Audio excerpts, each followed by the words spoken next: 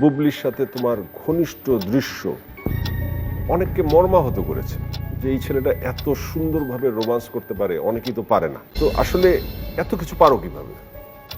চেষ্টা, রোমান্সের চেষ্টাটা কোথায় প্র্যাকটিস করো? ওটা ভিতর থেকে আসে। আমি ভিতর থেকে অনেক রোমান্টিক পারসন, সত্যি কথা।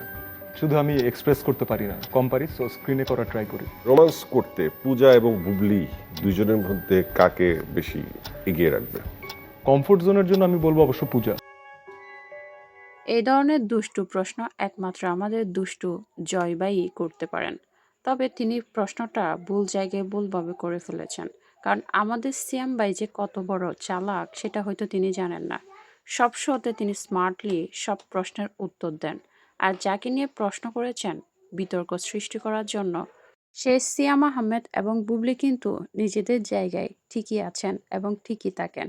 কিন্তু এই যে বাংলা ফিল্ম ইন্ডাস্ট্রিতে কিছু রিউমার ছড়ানোর বারাটে দল আছেন যারা কিনা যে কোনোভাবে যে কোনো কারণে বুবলিকে নিয়ে রিউমার ছড়াতে পারলেই টাকা পান। তারা ইচ্ছে করে বুবলিকে নিয়ে রিউমার ছড়ান, কারণ তারা তো জানে বুবলিকে নিয়ে রিউমার ছড়ালে তা অনেকেই সত্যি বলে মনে করেন।